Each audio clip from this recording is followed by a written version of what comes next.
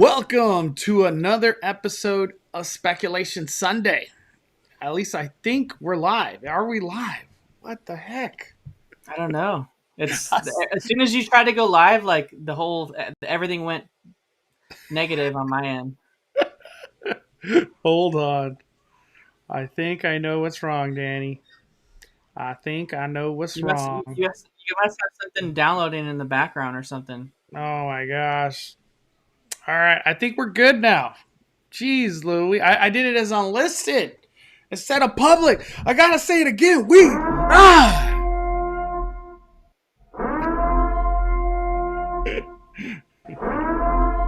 Oh my gosh, there we go. All right, we live. Let's go.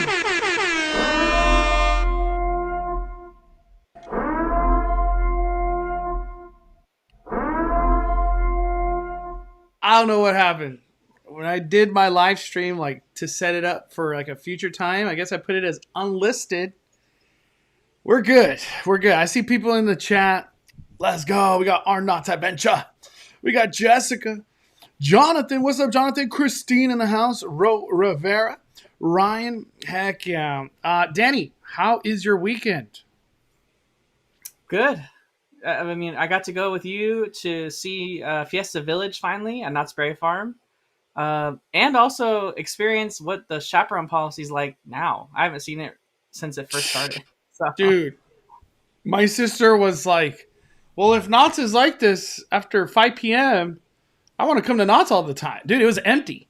That chaperone policy, I don't know how it's been over the last like couple weeks or whatever, but we experienced chaperone policy in effect yesterday, being Saturday, and it was like walk on every ride. My sister got to do Supreme Scream, Silver Bullet, the log ride. I think she did something else, all in like less than an hour. It's just crazy. Chaperone policy is what's up over there at Knott's Berry Farm. But happy Speculation Sunday, everybody!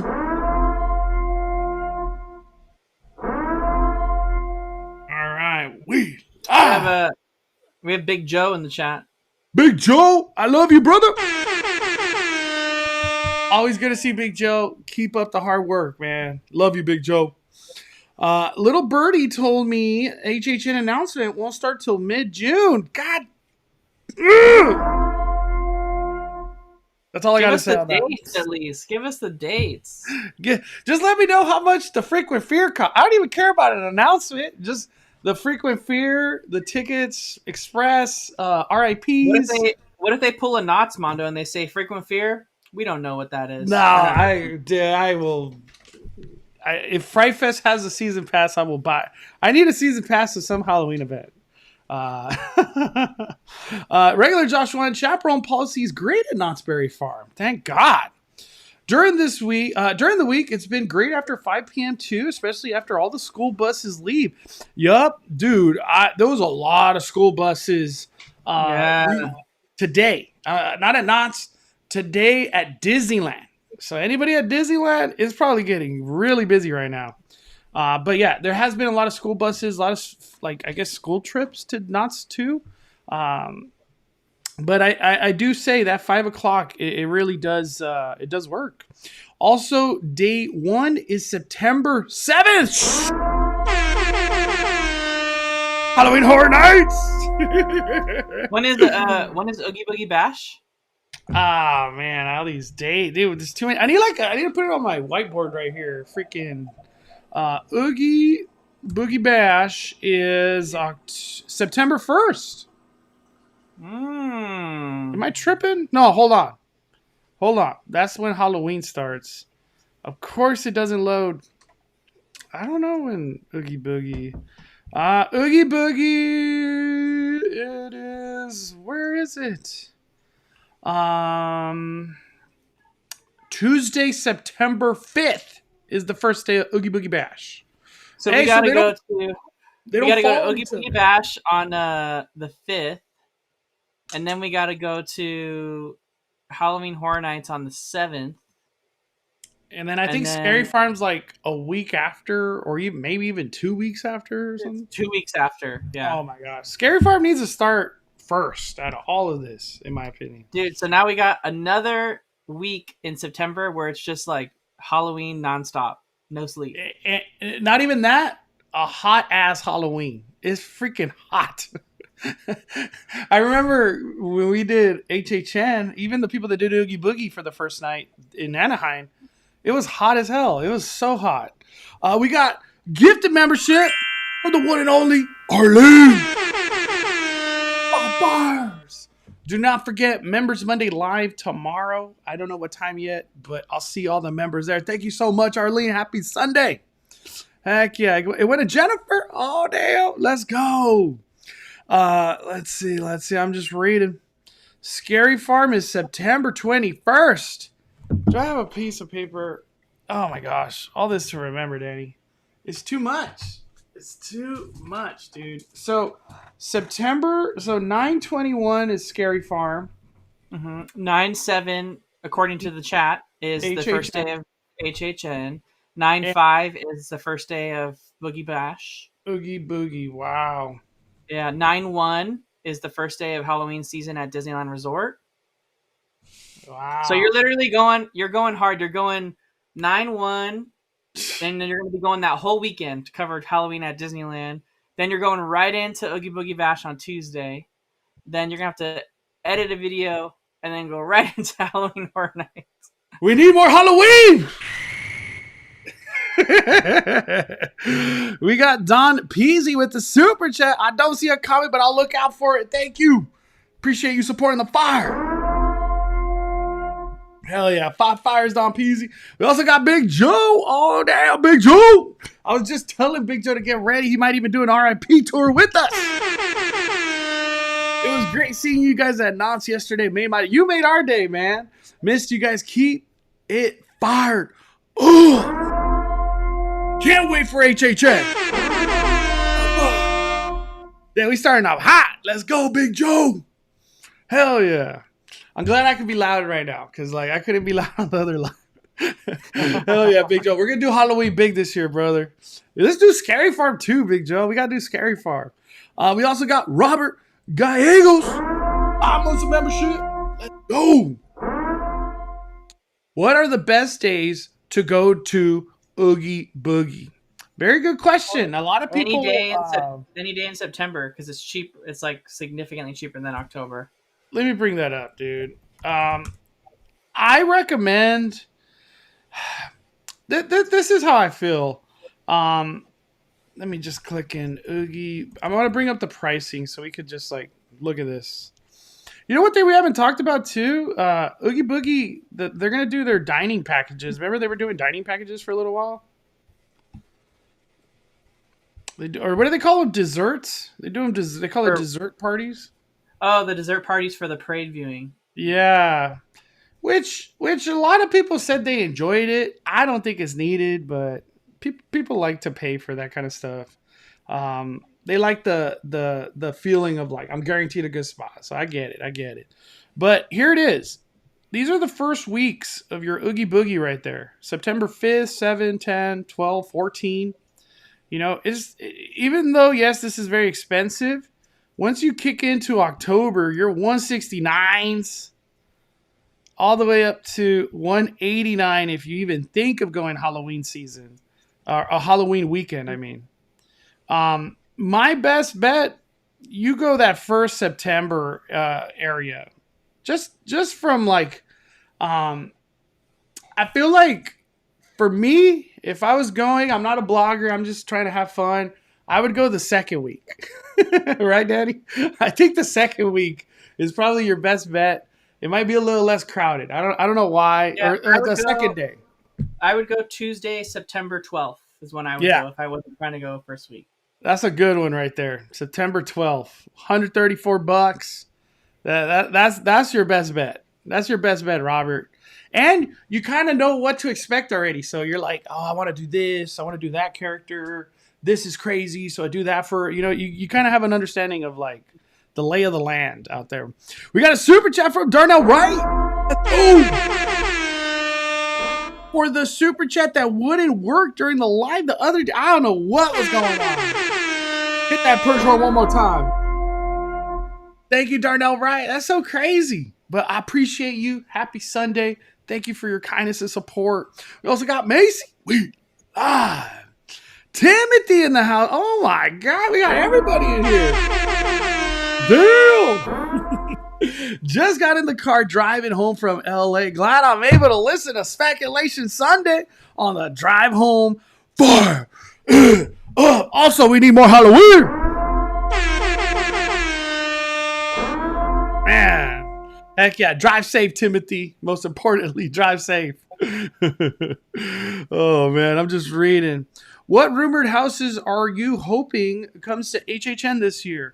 Honestly, I want to park this condo because we're gonna have a very long Universal discussion on this. So I want to park this Cesar Lopez question until later. We'll remember it, Caesar.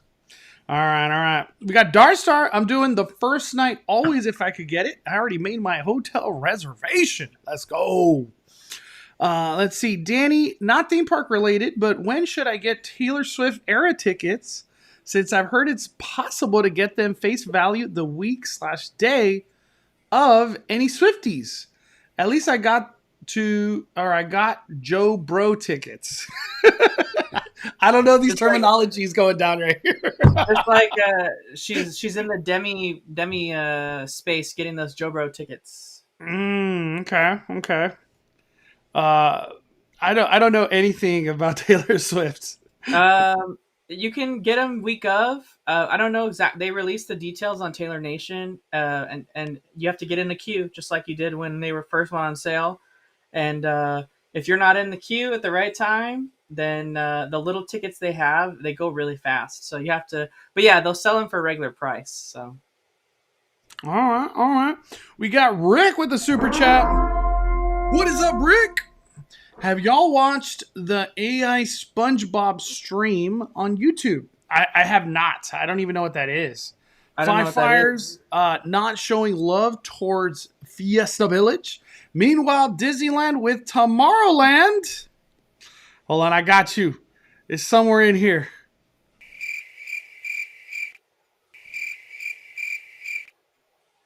Lastly, Ghost Town Alive over Galaxy's Edge.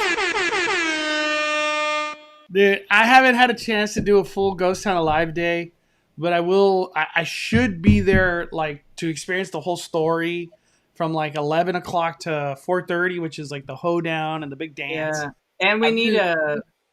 Did you do, Mondo, any coverage of the story time of the storytellers for the Alebrijes in the Fiesta Village section during the day? Not really, dude. That wasn't done on the media day, and I haven't had a chance to like fully capture that storytelling. They changed it too recently. I saw it happening, but like I didn't really hear the story. That's something I still want to like cover. I have a Summer Nights tasting card vlog that as soon as this live stream's over, I'm gonna get to editing. And I probably post it today, honestly. It goes over a full tasting tab lanyard, which is 6 items. And there's a lot to be said in that vlog. So stay tuned for anybody going to Summer Night Foods. And just the overall experience. We covered quite a bit. Danny's going to be in it. Monica's going to be in it. It's going to be a good vlog coming out of Knott's Berry Farm. But thank you, Rick. Let me see. I'm just reading. Can we please get a Last of Us house? I feel like I've read that 1,000 times. People want it. People want it. I had a chance to ask my members what they wanted to talk about. I was really curious what they wanted to talk about. Let me go over some of these. We got from Sweet Hogs. Let's talk about Disney is missing the opportunity to capitalize on the success of Bluey. My local First Friday had a Bluey meet and greet that was an epic wait. My wife tagged you on the video. The next day, there was another meet and greet almost as long. Do you have any comment on that, Danny? On the whole Bluey situation? I know it's not Disney, but it's on Disney Plus. There's a relationship there. I don't know anything about Bluey. So, is it from the same people as Peppa Pig? I don't even know. I just know Bluey's from Australia. Dude, look at this, Danny. I don't know if you saw this video. This was a line at it was called Better Half Boutique, and it was a Bluey meet and greet. So there was like a character meet and greet of Bluey, and this line was just ridiculous, dude. Um, Bluey is the number one stream show on Disney Plus, and it's crazy to think that because they're not Disney, but there's obviously a relationship there. A lot of people, Danny, have said Bluey can take over the junior dance party. What a great place to revive the heck out of that experience. Junior dance party has honestly, I feel like it's been the same for too long. That's like totally something they could change. It's a freaking screen that they could put whatever the hell they want on it and just do different choreograph. But yeah, Bluey, it should. It totally should. We got Darnell right. With August almost here, when most people renewed their magic keys, do you think key holders will not buy keys this time? And will Disney limit pass holder numbers for each level? So, do you think people are going to be renewing very soon, Danny? Is the value there for like somebody that bought a magic key for the first time? How do you think people's experiences are going with magic keys this time around compared to like the previous year that we've had this conversation about, are people going to renew, how many passes is Disney going to open up again? I don't know. What do you think? I think a lot of people who were, this time around, like we were all grandfathered in like from the first round, right? So we had passes for a while, and a lot of people really wanted passes that didn't have an opportunity to get them. And then this last round, they were able to get them. And I think they've experienced some of the heartaches that we've had using the annual pass with reservations, no same day cancellations, just experiencing like the new way of using the pass. And I feel like some people are going to stick around, and some people, for them, it was just too much. So a lot of people, I feel, there's going to be a mix of both. Like there's some that like got back into it, were expecting it to kind of be the same as it was. For the most part, you can really go whenever you want without any limitations of having being blocked out or reservations being gone, as long as you're okay with doing last minute planning. But if you're the kind of person that has to like arrange a babysitter and, need to get someone to watch the kids, or maybe you need to, get everyone to ask for time off from work or something like to go to Disney, or maybe you were the kind of person that was an out of state annual pass holder and are trying to plan your visits around your vacation when you can come and fly over here from a nearby state or drive over. It doesn't really work well for those kind of people that use it. It really just favors people that are okay with kind of last minute. And then the occasional, like, hey, let's book in advance, like 2 months out, like for a couple days. Other than that, it doesn't really. So I feel like there will be a drop off of some, and then Disney will reopen sales back up again. Yeah, I have a feeling it's not that Disney didn't provide enough value, but I feel like for some people that bought a annual pass or a magic key for the first time, I have a feeling like their thought might be like, I don't really feel like I want to pay another $1,600, because I feel a lot of people kind of got shoehorned into the Inspire because, the conversation for a long time with Disneyland was, when are Magic Keys going to be back? And there's a Magic Key available right now, the most expensive one.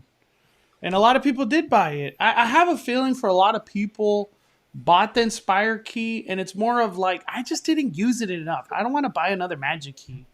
And then the whole concept that Disneyland drops that cheap ticket where it's like $87 per park for like 3 days.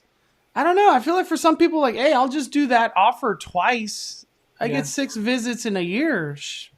Damn, I almost cussed right there. But like, yeah, like that's pretty good value.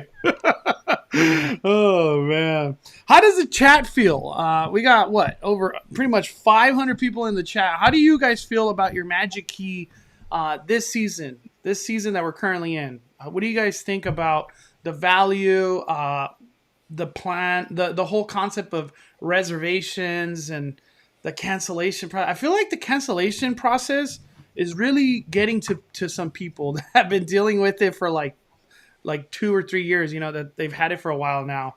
And it's mainly, I feel, parents where it's like, my kid got sick. How the hell am I going to go to Disneyland? Well, we can't cancel your reservation. I feel like once you hear that 3 to 6 times, you're just pissed. Like I'm getting penalized for a sick kid. It just doesn't feel good. All right, we got Frankie's Bride with the super chat. Mondo, we need more Halloween. Our passes are blocked out for summer now. Time for some Knott's fun and summer nights. Fire. Yeah, hey, we do need more Halloween, Frankie's Bride. I think I really, really want to do it Tuesday. I was thinking Tuesday of doing a stream where we just watch May's walkthroughs of Halloween Horror Nights. Yes, you were going to do that. What happened to that? I haven't had a chance. Baby, family stuff. But I think Tuesday, I'll let everybody know as soon as I can, where all we do is just watch walkthroughs and have fun and talk about it. So you got to be really into Halloween, and most specifically Halloween Horror Nights. So very niche, but whoever joins me that day, I'm glad to talk Halloween because I know a lot of people they got that Halloween bug just itching. Let me go over a couple more, Danny, of our members. Kimberly Moore, how does Disney handle the issues with the AC as we head into summer? Dude, I don't know how much Danny knows, but yesterday Disneyland was having one of the worst days they've had in a while. And it all revolved around AC going down, rides breaking down, plumbing issues with whatever the heck's happening with Tiana's Bayou Adventure and the reimagining of all that. But I don't have the list in front of me. I think it was like 8 or 9 attractions closed at Disneyland yesterday. So if you visited, you could have walked over to Star Tours. It was down. You walk over to Pirates, it's down. Okay, let me go to Indy, it's down. Let me go to Thunder Mountain, it's down. Is Splash Mountain open? Oh my God, Splash Mountain's behind walls, that's down. Okay, I'm just going to go to Rise of the Resistance, that's down. Well, let's do the other newest thing. Mickey and Minnie's, that's down. Well, let's just keep walking. Matterhorn down. Mr. Toad went down. Someone else tell me Alice went down. Daddy, what the heck is your thoughts on all of this, man? Yeah, whenever they have power outages like that or things that affect the power, they can't have people in the area. So, like, I was even seeing some pictures online of like barricades being put up in front of like Adventureland and stuff, because they literally just can't have anyone go near anything. So it's like a safety hazard of not having power and having someone near a building. So it really makes the cast members' job difficult because they have to kind of clear the spaces in addition to trying to fix the issue. But man, and all this was caused from Splash Mountain, I guess. I've heard it was Splash Mountain, but not even that. A pipe burst in the men's bathroom right there in front of Tropical Hideaway. So there was all sorts of plumbing issues going on. But I heard whatever's happening with Splash Mountain is affecting the rest of the park. And this is just what I heard. I'm not trying to say this is fact by any means. Welcome to Speculation Sunday. I heard that this is not the last of these type of days because there's some stuff going down at Tiana's Bayou Adventure. And there's a lot going on because that's an old ride. And to have this concept of like this new reimagining, this time to have it completely shut down and refurbish things, I think Disneyland's going to take that opportunity to do a lot to the piping system, plumbing, electrical work, the flume itself. Like, this is their time to prepare this ride for the next 30 years because Tiana's Bayou Adventure is going to be here for a long time, if not for the rest of Disneyland, for all we know, Yeah. Somebody said it was a sauna inside Roger Rabbit. How crazy is that? How crazy is that? Let me see. Let me just read one more. All right, this is a good start off. All right, let's start off with Disneyland. I want to start off with Disneyland. Yeah. Max and Rudy.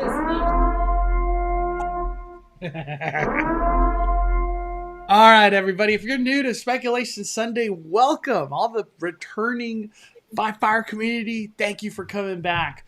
If you're new, once we start talking about a theme park in specific, we are only going to talk about that theme park. So right now, we're only going to be talking about Disneyland. And then once you go into Knott's, that's all we're going to talk about. And then Universal Studios Hollywood, that's all we're going to talk about. But for right now, we're going to start off with Disneyland. If you guys have any comments or questions you want us to go over, post them right now. But I want to start off with the Five Fire member chat. This is from Jim. Tiana's taking over New Orleans Square. What is the next part of the park / DCA that will be updated / changed to a new theme or culture? Any ideas? I say Hollywoodland in DCA. You know, I want to say Tomorrowland. The only reason I want to say Tomorrowland, we already got an entrance that never really came to fruition. I feel like there's still something there. There's just like some file in Ken Potrock's freaking desk somewhere. We're like, you know what? We haven't done that one in a while. We should budget that. Because I want to see Tomorrowland get whatever it was going to get. Because I find it hard to believe, Danny, that they were just like, we hate those freaking French fry rocks so much that we're going to start the project and then forget about it. Right? It's kind of weird. It's so weird. It's so weird, dude. But Ken Potrock, if you're listening, give us that Tomorrowland we've all been wanting. All right. Let's do this. What do you want to start off with first, Danny, when it comes down to Disneyland? I want to talk about Splash Mountain. Okay, let's do it. Where do you want to go? So obviously, since we've last all talked, right? We did Splash Mountain. We talked about it a little bit last time, but this time, we can finally. Mondo's had a video out. We can discuss our thoughts on it all. The last day went really, really well. Mondo was there a little bit later than I was. What was your experience like? I thought it was beautiful. Splash Mountain closure. Was that this week? I'm almost like lost. Everything's a blur. Splash Mountain closed this week, right? Yeah, it was Tuesday. God, for some reason it feels like it was like 2 weeks ago. Splash Mountain closure and the final moments of everything, it couldn't have gone any smoother. It was like a well-oiled machine of getting these big-ass crowds of, all the super fans in and getting it done. They did a great job. I felt like I wasn't sad. I wasn't sad to see Splash Mountain close. Mainly because, like, for me, I've got over I really love this ride. That all kind of went out the door when Tower of Terror went down. I freaking love Tower of Terror. I still can't believe it's Mission Breakout, but it is what it is. So, like, to see a beloved attraction, become Tiana's Bayou Adventure, at the end of the day, we're not losing Splash Mountain. It's still the same ride-through. Disneyland ain't going to change that ride-through. No way. Especially with the concept that they're opening 2024. So we're just going to get this, like, reimagined animatronics, scenery, lighting effects, projection mapping, new music, which they've already confirmed it's going to be original music. They did a Disney Parks blog recently. So I'm excited. I'm excited for the future of this attraction. The part that I didn't realize with this concept of Tiana's Bayou Adventure coming is how much footprint it was going to take. From Chic Boutique, Tiana's Place, that's a restaurant opening soon, to whatever the hell's going to happen at Pooh Corner, Briar Patch, where they sell the merch. It's just a lot. It's a lot coming, dude. So I'm very excited. But those final moments of Splash Mountain, I was just thinking about, like, I'm ready for this future of whatever's coming. And I feel like Tiana's Bayou Adventure, Disneyland, and Walt Disney World, they have a lot riding on this because they've gone hard into the background, story, characters, Disney Plus show, and not even that, research, original music, the Grammy award-winning artist. Like, dude, they're going hard. I didn't see none of that love for Spider-Man's Web Slinger. Just saying. Where's Where is the freaking e-ticket ride for Avengers Campus that now is King Thanos? I don't see no love like that happening in those attractions. So this Tiana's Bayou Adventure, the amount of love that's going behind it all, it's incredible. I'm excited for that. What are your thoughts, Danny? Yeah, I agree with you with what you said earlier. The closure and everything went really smoother than it really could have. I could have guessed. So that was amazing. Um, and I agree with in the chat here. Jessica Ramirez says, I wasn't sad to see Splash close, but I did get emotional when everyone sang Zippity Doodah while the door shut. End of an era. It's true. Like, I'm not sad to see it go, but at the same time, it was, it did open in 1989, so almost 1990. And it was the entirety of my childhood, right? So when I went to Disneyland, like Splash Mountain was like the first big drop ride that I did. Like the song, everyone remembers it. And it's just like, we're never going to hear the song again. We're never going to see any of the characters or anything like that. So it's like an end of kind of what used to be, but it's still going to be there. So it's going to be like it never left, but different. So it's crazy how fast they're going to move on this since they're still keeping that 2024 timeline. It's crazy how fast they put up walls. And for those that haven't been to the parks recently, they also changed the narration on the train, the Disneyland Railroad, as well as the narration on the Mark Twain. So there's 2 brand new narrations now in regards to, talking about Tiana's Bayou Adventure instead of Splash Mountain. So a little bit of a change. I would imagine it's probably on the Columbia too. Just haven't had a chance to ride that yet. So, or see anyone who's ridden it. But it's coming fast. And I think, like you said, the sheer footprint, at least at Disneyland, with the storyline continuing over at Eudora's Chic Boutique and Tiana's Palace restaurant, and then down the ways in whatever Critter Country is called, whether it's still Critter Country or something else. There's a lot of change coming, I feel, and there's changes we don't know coming down the a little bit further down, like months wise, as we get closer to when this new version of the ride's opening. So, and also someone mentioned it here too, drastically changing sightlines, right? Like you could really see not only from outside Disneyland, but inside Disneyland, the peak of Splash Mountain, like from a lot of places, especially outside Disneyland. It was definitely like a marker. And now like Splash Mountain will not be seen from outside Disneyland anymore with its new footprint. Mm-hmm. I'm just at the point where I'm excited, dude. That's where I stand on everything. It's crazy how fast the closure of this came, but it all went smooth. It's behind walls, and I did a live stream yesterday, Danny. They're already closing the flume at the very bottom of the drop. I'll see if I could bring it up right now. Give me a second. Hopefully they're making it so you get less wet. Dude, let me show you. The crazy part about this was that how loud the construction was. I was like, whoa, this is like legit. All right, here. Look at this. Give me a second.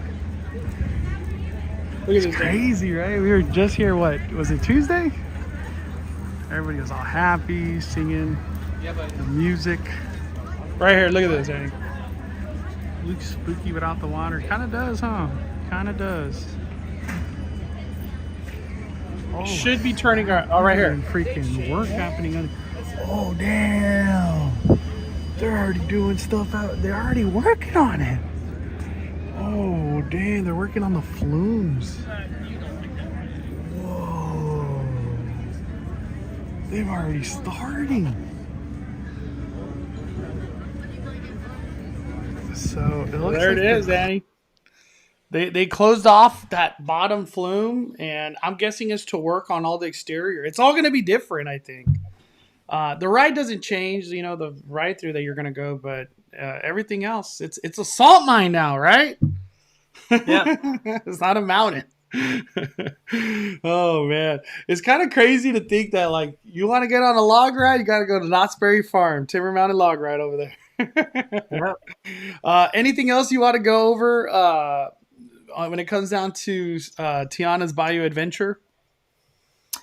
No, not really. I think, that's what we talked about when we were there. We were saying, I wonder how quickly they're going to get started on this. And, just by the updates we've seen, it's really ramping up very fast. And, my prediction is before the month's even over, we're going to see the top of Splash Mountain totally gone already. So, God, because I'm not ready. that's That's how what I'm fast, not ready for. I'm not ready, Danny. yeah, that's how fast they did it at Disney World. They did it like so fast. It was just like the top was just bam, gone. Mm-hmm. Do you think they'll update the log? I honestly want to say no. Yeah. I I don't mean, think so. they have to change parts of it, right? Because it's got Brer Bear like or Brer Rabbit etched into the log.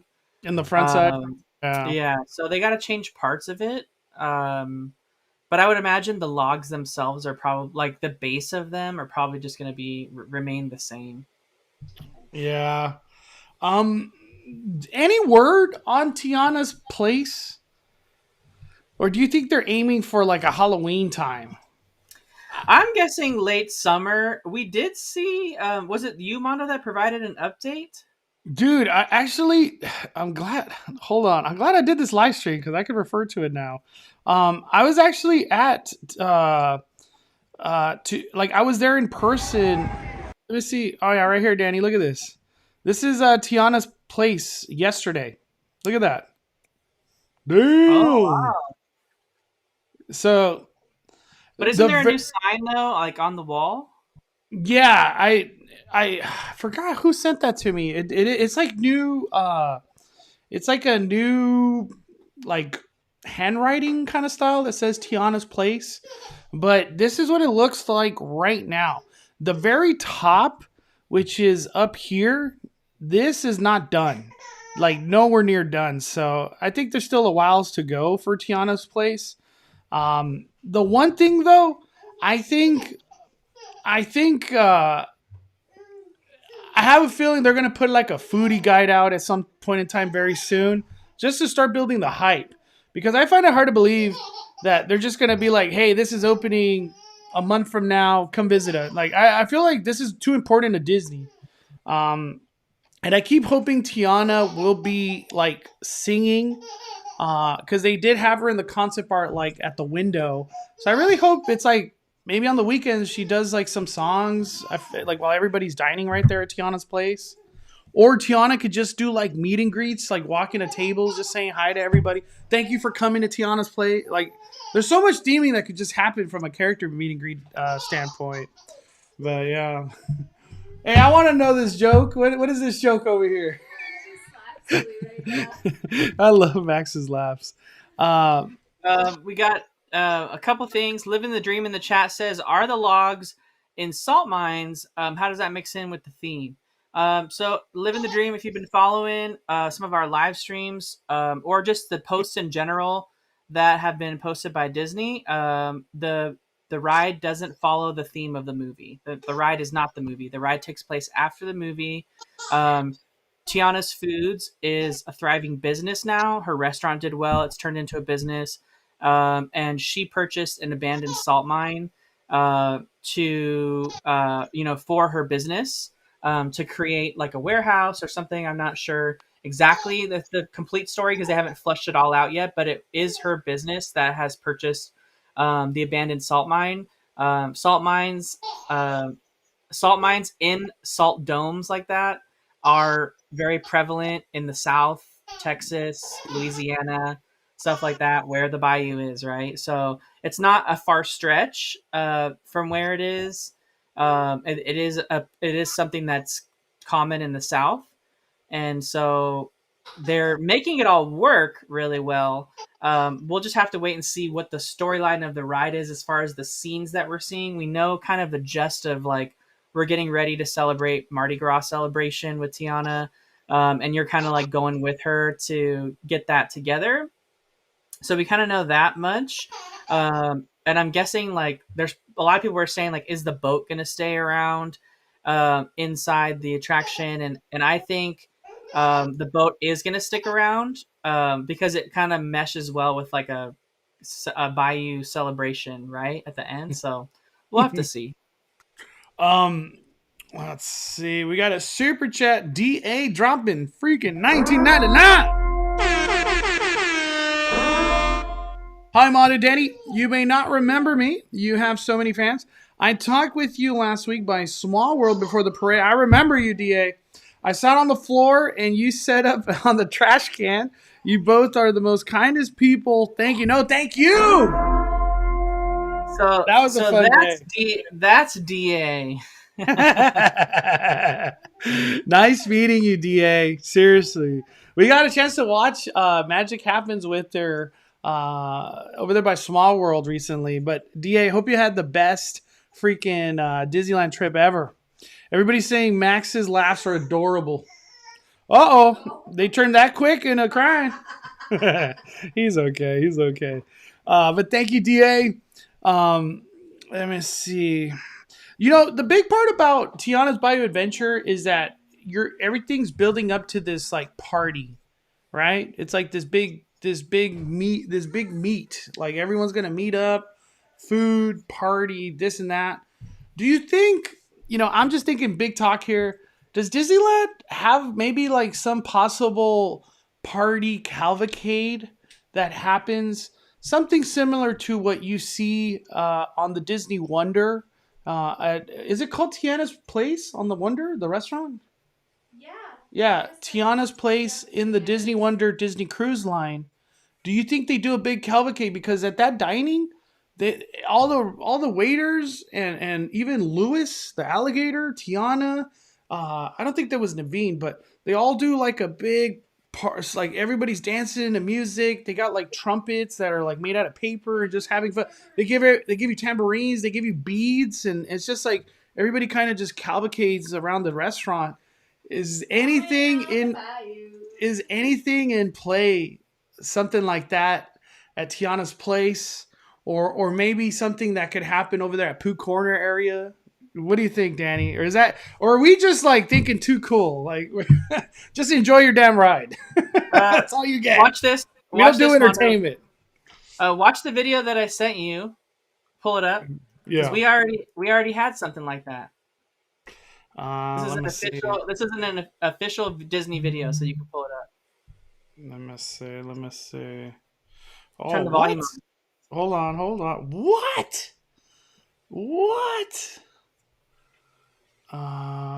Dude, this was one of my favorite things that they ever did at Disneyland, and I was so mad when they stopped doing it. What in the Baba Freak? Wow. Hold on. It's just saying waiting. There we go.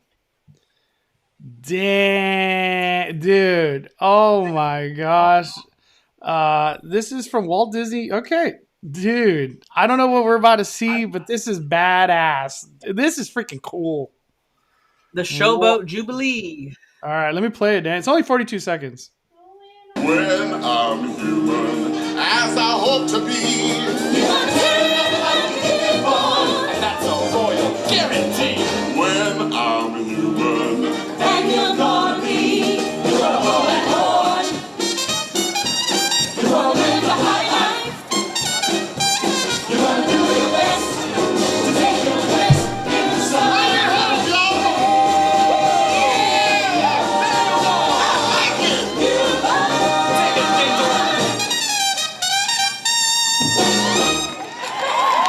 Wow. Are you freaking kidding me? Are you freaking kidding me, dude? I want to watch that one more time. You're gonna live the high life. You're gonna do your best to take your place in the sun.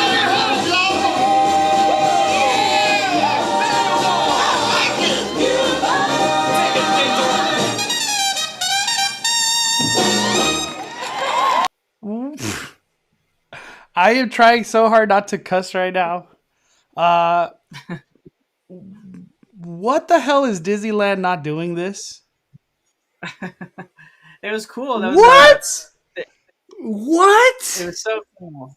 And if you saw they were walking through New Orleans Square, they would back up, or they would go to like where the Mark Twain dock was, and they would get off, and then they would kind of like come out into New Orleans. How old is this, Danny? It was when the movie came out. So Wow. Where is this yeah, energy, Disneyland? yeah. I will go on the record. This will come back. This exact or even more grand. This will come back. I find it It'll hard at to least come back. believe that this does not come back. Well, what we know, Mondo, is that the way that Disney's been lately, we know at least it'll come back for the media day. Yeah. Well, hold on. Let me repeat. This will come back for the media. Us regular people, we'll watch a video of it like we just did. So that's the closest we'll get to that experience. I'm just gonna say it, Disneyland, you are slacking right now, dude. How haven't we been getting that? They do a lot of setup for Mardi Gras. Just do that, like to add to the whole complement of New Orleans Square. Wow, I'm blown away, dude. I didn't even know that existed, dude. Wow. I'm kind of sad that I've never seen that in person. Dude, I feel like that's such a fun thing. You only have to do it once, like once a day during like the Mardi Gras time period. So like you don't have to do it all year round or anything. We got a super chat from Jubilee. That's what it was called, Showboat Jubilee. Yeah, Tiana's Showboat Jubilee.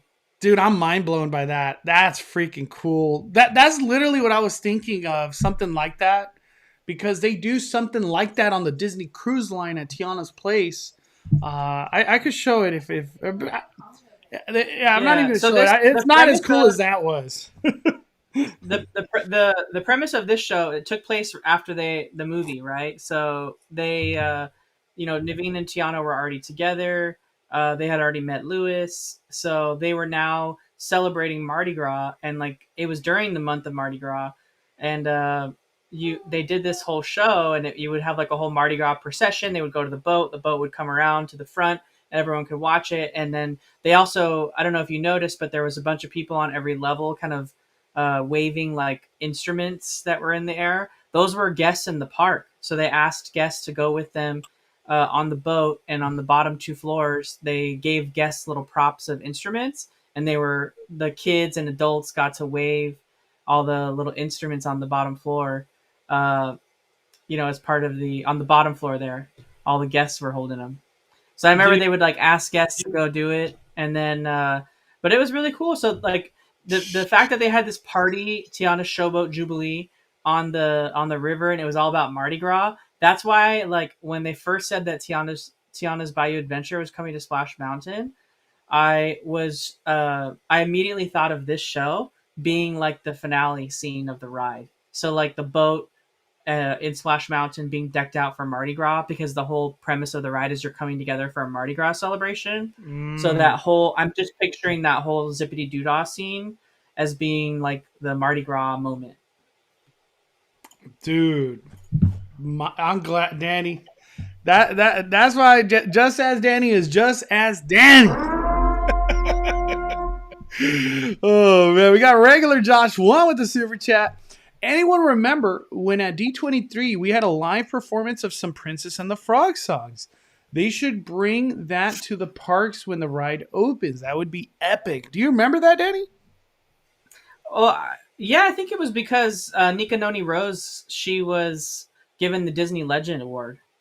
So, and then so she performed like live. I don't know if that's what they're talking about, but I mean, if you guys were watching this video that we just showed, the actress for both Naveen and for Princess Tiana, they were singing live on that during the show. There was no recording. Wow, dude, this is crazy. You know what's even crazier about this, Danny? Is this was 13 years ago. 13 years ago, dude. That's crazy. I was trying to see if I could find the D23 You already Princess. passed it.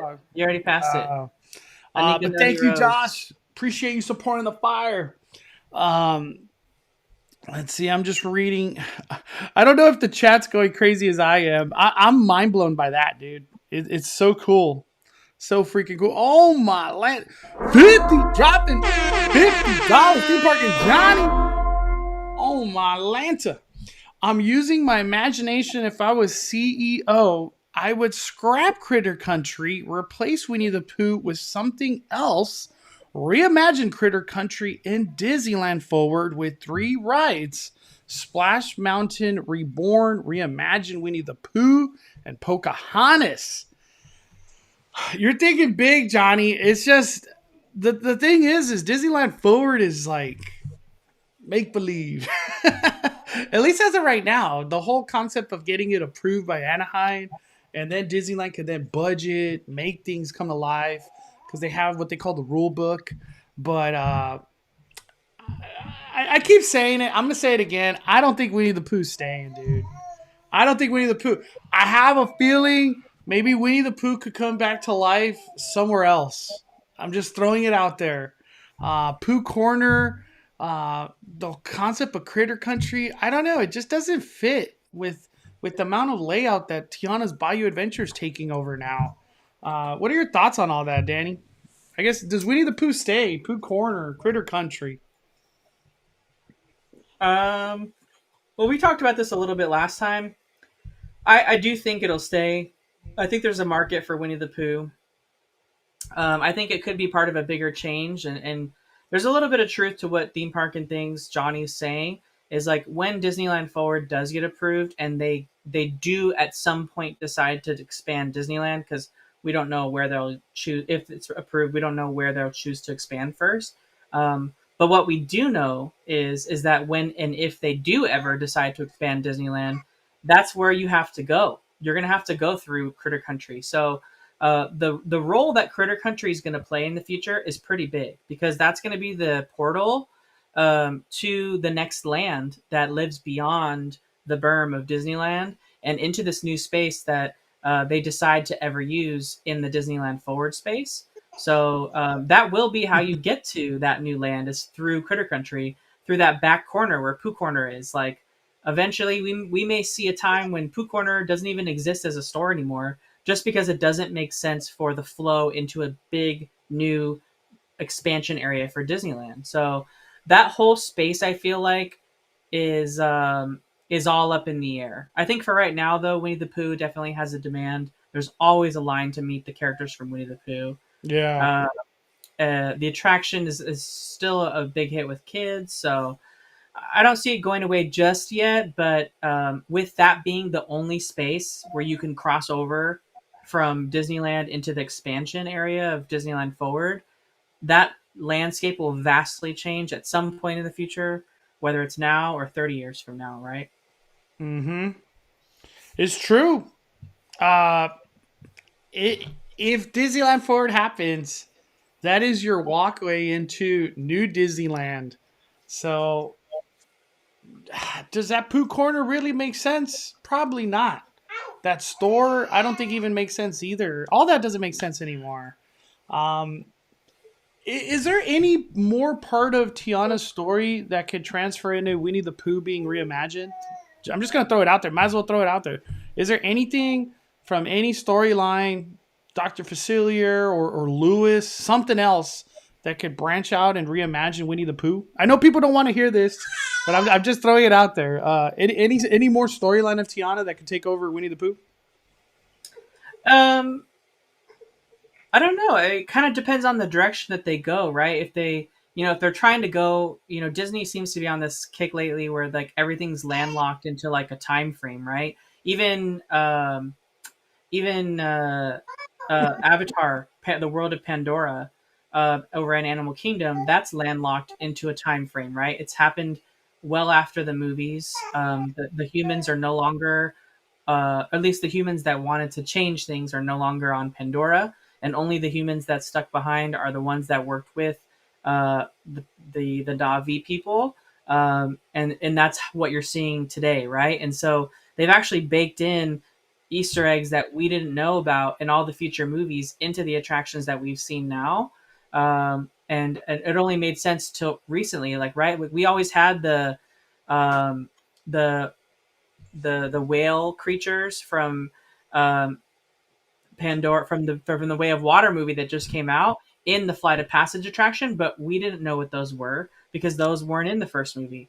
But when the Way of Water came out, all of a sudden we know what those whale creatures are like a huge part of the story, and they're like a big part of the past Flight of Passage ride. So, but like having only watched the first Avatar and then the land opening, we didn't know that. So Disney does a lot of landlocked stuff that's like time framed. So we already know that Splash Mountain and like Tiana's Palace restaurant and Eudora's Chic Boutique all take place like well after the movie. So I was thinking they could maybe do a ride that like explains the storyline of Princess and the Frog, but then that wouldn't put it in the same time frame. So I don't know what Disney like what they're Or okay with. maybe if Winnie the Pooh ever changed, it's related to the Disney Plus show. Just throwing it out there. Characters we don't even know exist yet. And someone else brought this up, Mondo, in the chat. I just sent it to you now if you want to pull this up. Posted by someone on YouTube called Disney Fan Man from 10 years ago. This was a parade in 1990. So how many years ago was that? More than 30? It's a long time. Yeah. I'm trying to bring it up. It's just loading. And then fast forward to 2 minutes. 2 minutes? Okay, give me a second. Yeah.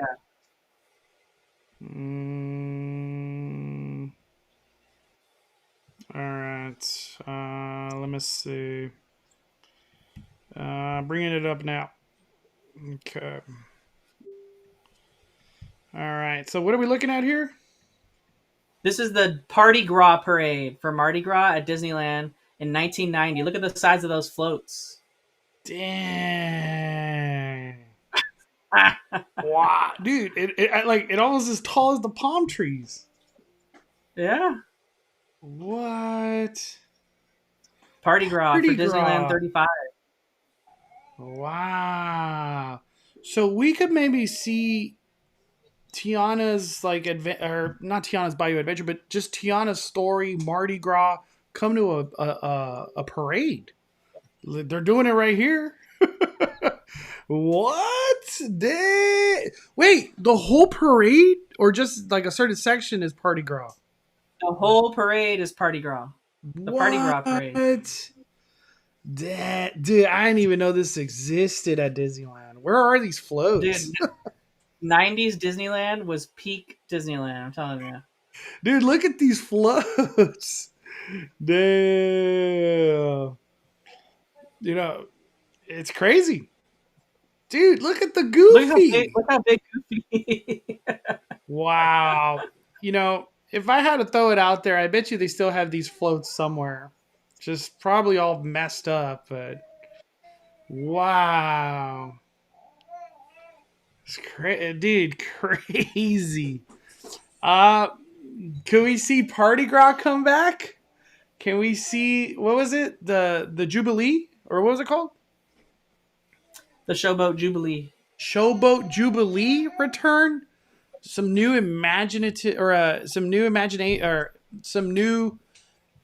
theme, or oh my gosh, what am I trying? Some new entertainment come to New Orleans Square.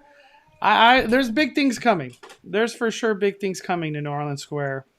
Arlene says, I 100% remember those clowns. A little scary, but they're cool. They're freaking cool. Let's see. Living the Dream says, I remember this parade when I was a kid. Completely forgot about it.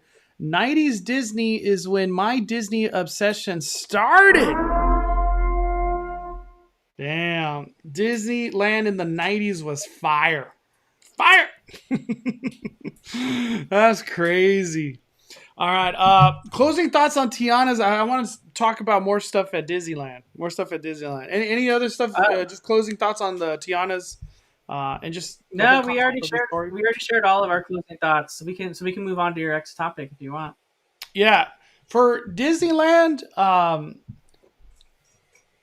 How do you think Disneyland's gonna fare? Because come the 5th, which is what, tomorrow, we're losing those 3 Fantasyland rides, and we have freaking Splashdown. Do you think the crowds are going to be more impacted? I guess you could say Snow White's just going to be worse. Peter Pan's going to be worse. Thunder Mountain is going to be worse. Matterhorn. I don't know if it was a monster of all the rides breaking down, but I tried to do single rider for Matterhorn. It was like 80 people deep, dude, for single rider. And then I went to go do Space Mountain, and it had like 2 long lines. So one line had to flush out before the next line. It was probably like 40 people, but I don't know how deep it looked inside the ride because I can't go that deep for single rider. So I feel like from a park perspective, I think things are going to get worse when it comes down to standbys and single riders. I guess you could say it gets a little in effect to lightning lanes, but you pay extra to do that. But I'm just talking about the standbys and single riders. What do you think? Because these are main attractions, Danny. Alice, Mr. Toad, and Peter Pan. And Splash. 4 things that people love to do at the park. What are your thoughts? Because it's tomorrow, dude. Yeah, thankfully, Alice in Wonderland and Mr. Toad aren't closed for too long, so they won't have to deal with it for too long. We're going to open up those attractions again on the 15th of June, so just about 2 weeks away. And then the Peter Pan stays closed to the 30th. Not sure if it's air conditioning related, building repair related. They all share the same building. We'll have to wait and see kind of what exactly happened. Maybe they just want to clean all the rides all at once. It's like a deep clean. You know, they don't always get to do that. Repaint some of the show scenes. Maybe they're getting a little worn out. So you know, lots of things they can do, but I definitely feel like Disneyland's going to feel the pressure of having those big 4 attractions closed. Thankfully, the Matterhorn's open once again. But you can probably expect Snow White, Enchanted Wish, and then Pinocchio and Casey Jr. really being impacted. Dumbo. Dumbo for sure. I feel like more people are. Wait, I can't do Peter Pan and Mr. Toad? Well, let's just go to Peter Pan. Or let's go to Dumbo. I feel like that's going to be the common one, Dumbo. And definitely expect the Mad Tea Party to have a huge line. Yeah, because I feel like you're like, oh, dang, I can't do Peter Pan. I can't do Toad. Well, let me go do Alice. I can't do Let me go to Matterhorn or Storybook or freaking Dumbo. I feel like that's going to be the one. These are big rides to lose. A lot of kids or just families with kids like that. That's what they want to do. They want, especially Peter Pan. My gosh, this is a good question. I asked the chat. You guys got any questions or topics you guys want to talk about Disneyland? This is the time to do it. It's our like Q&A of this section. Candace, pleasure meeting you too last Sunday. Have you discussed the lightning lane limit? Do you remember that, Danny? Yeah, she met us over at Disney California Adventure, and she showed us, she was there visiting with her family, and she was purchasing lightning lanes, and she purchased 2 lightning lanes, one for Mickey and Minnie's and one for Rise of the Resistance, and she was crossing over to DCA and trying to do one after having used both of the other ones already, trying to do one for Radiator Springs Racers, and was told that she had reached her limit of individual lightning lanes for the day. Now, I knew you couldn't do an individual lightning lane more than once. Like, you can't do Rise of the Resistance twice or something like that. But I didn't know that you, in general, just couldn't purchase more than 2. Like, with there being a total of 3 individual lightning lanes that you can buy right now, I would have thought if you wanted to buy all 3, you could. But they only let you buy 2. What a weird kind of like lock. We don't want your money. That's pretty much what Disneyland's saying. I think they should have it where you can only get a lightning lane once per ride that offers it, individual lightning lane. But yeah, if you're going, you got the money, you're trying to save time, choose wisely what 2 rides you do, because you cannot do all 3. So Mickey and Minnie's, Radiator Spring Racers, and Rise, you can only buy 2 of those. So, or like a combination of 2. For me personally, I keep telling everybody, make Mickey and Minnie's Runaway Railway the last ride of your day. I keep doing it, me personally. I keep seeing it. people wait less than 5 minutes from like the last hour of the park being open to do Mickey and Minnie's. For some reason, that's one of the rides that just clears out for the most part. And do not buy an individual Lightning Lane. If you buy an individual Lightning Lane, Raiders Spring Racers or Rise, that's where you're spending your Lightning Lane money. Lisa, has anybody been to Downtown Disney Dress Shop and seen the new Tommy H collab? $449 for a lightweight jacket, $89 for a t-shirt. What? I have seen it, and I just don't care. I didn't even know Tommy Hilfiger was like a thing for Disney fans. I would have never thought that was the collab. The collab that I feel like would go viral is Gucci and Disney just doing it, right? What was the one that we saw recently? The expensive brand with Disney. What was it? Well, we already had Gucci and Disney, and that did do really well. No, but it never came to the parks. I don't think it came to the parks. I don't know if it did or not. We had Disney and Coach. Coach. Yeah. Coach. But if Gucci and Disney came to the parks, that's what I'm saying. It would do really good. Mm-hmm. But yeah, Tommy Hilfiger, honestly, for me personally, I'm not into Tommy Hilfiger or I don't know who is. I did hear this, though, that the ears are kind of flimsy and they kind of move forward and backward. They're not really secure on you. So remember that when you spend your $40 or $50. Try them on if you know what I mean, if they fit good. Ryan says, do you think Disneyland can do bigger Mardi Gras than Universal? I think he means Universal Orlando. The answer is no. I don't think so. Universal Orlando has that Mardi Gras celebration on lock. They go pretty hard out there. Do you think new characters for Oogie Boogie will come this year? I've heard the answer is yes, like big time. There's like multiple new characters. You heard any rumblings on your end, Danny? Not a single one, but I would imagine we're going to get at least 3 to replace ones that we've already had. So just from past experience and what we kind of saw, and this isn't me being negative or anything, it's just the overall guest experience. I don't really think a lot of people took too well to having Madame Mim or Mother Gothel. Obviously, Tangled's probably one of the most popular movies Disney's ever made. But for the most part, it just didn't really resonate with kids all that well. And absolutely no one knew who Madame Mim was. And that came to me completely out of the blue as to why they chose her as an Oogie Boogie Bash villain. Half the time, she actually had to explain who she was, which was super awkward when we were walking around, like having her say, like, no, I'm not this person. I'm Madame Mim, blah, blah, blah. So it was just like kind of weird. So I would imagine we don't see those stick around. We probably see Ernesto de la Cruz stick around. Yeah, Ernesto ain't going nowhere, dude. He might be here for like 3 or 4 years. I hope he's not, actually, because I want this event to go back to Disneyland. But yeah, he's staying.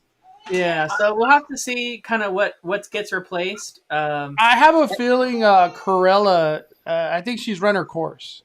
Yeah, the live action Cruella is probably a good call. So I would say those 3 would be game to replace, and I think another one too on stage, so she's got a lot of space too.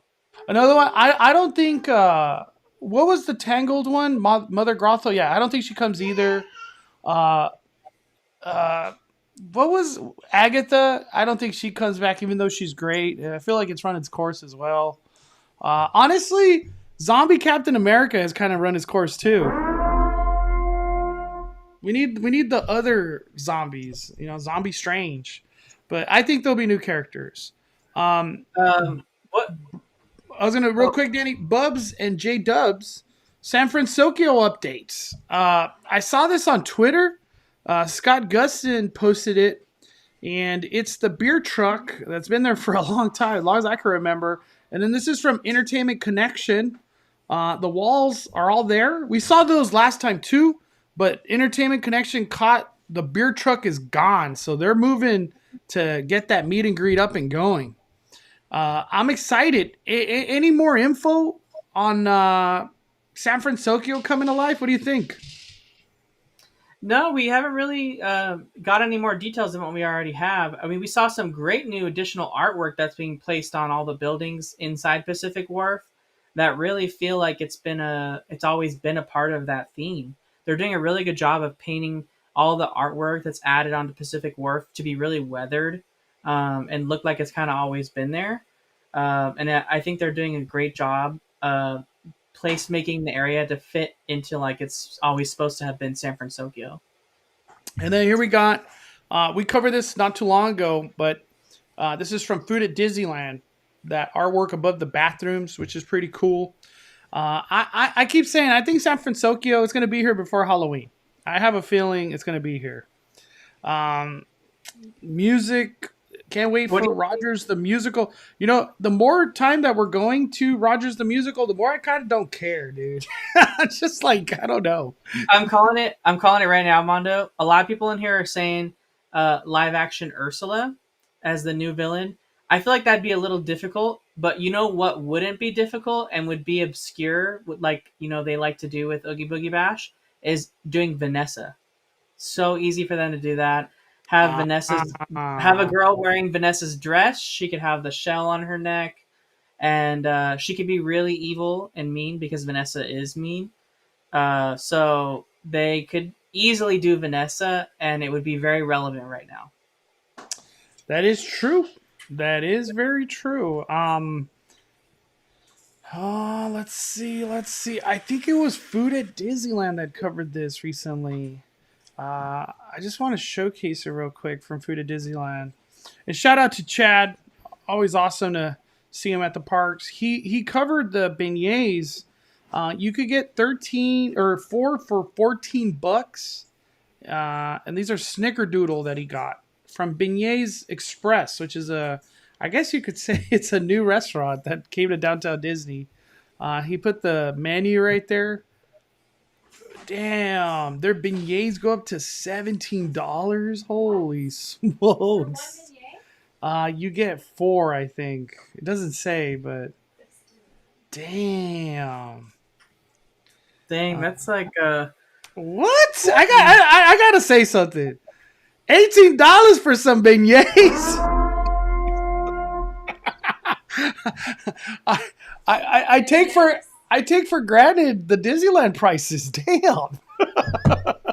Jeez Louise. But shout out to Food at Disneyland for covering that.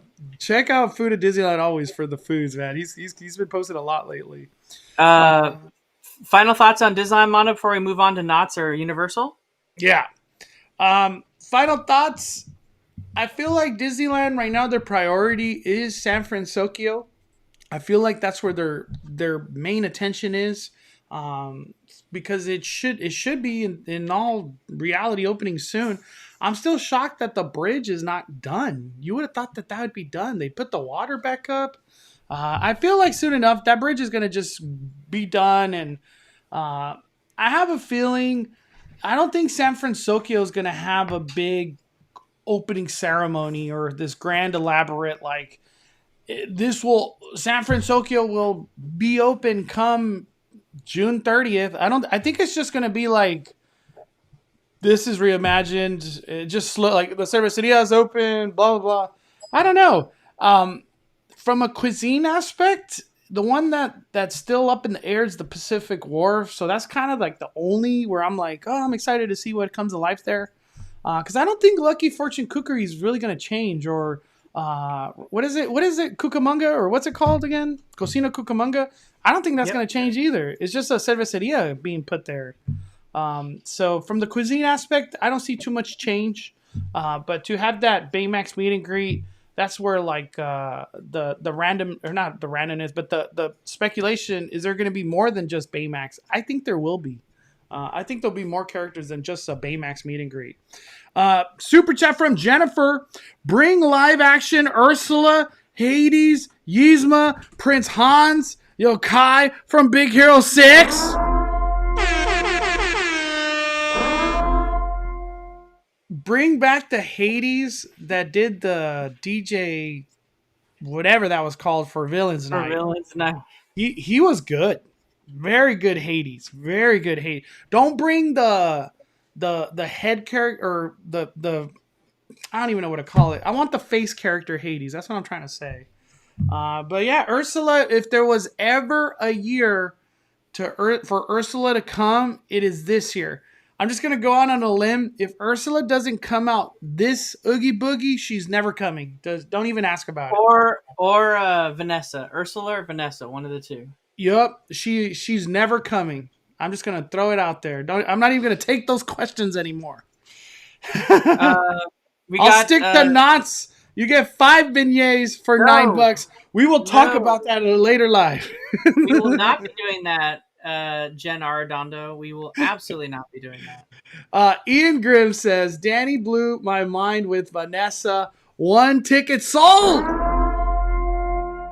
There you go. I feel like Vanessa would have a large following, dude.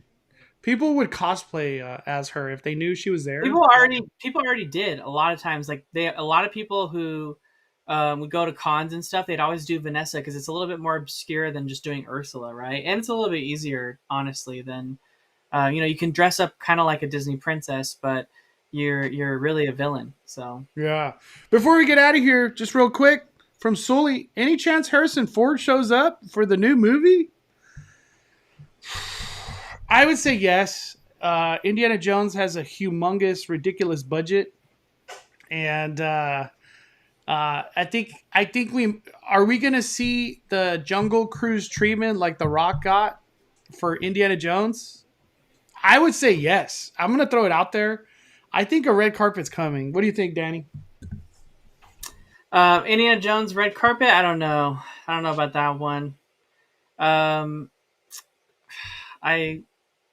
I would say we're definitely going to get a red carpet for Haunted Mansion, and that's coming up this month or next month. 2 attractions. Well, I don't want to say attractions, but Indy and Haunted Mansion, dude. Disney's dropping fire. They're dropping fire. And the question is, are they going to do it? Are they going to do it in the Fantasyland Theater again?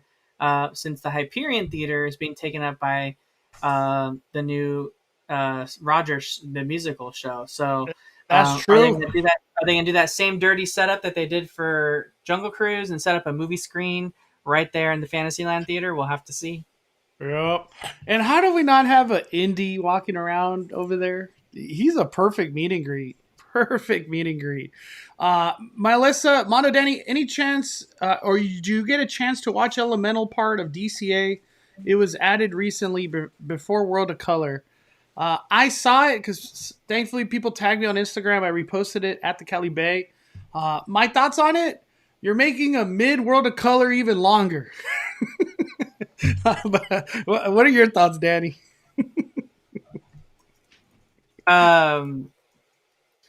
We'll just move on. I'm not looking forward to this Indiana Jones. Sorry, like it's not. No. Elemental in front of World of Color. Elemental. World of Color I said you're making a mid World of Color even longer. That's where I said Danny loved World of Color 1.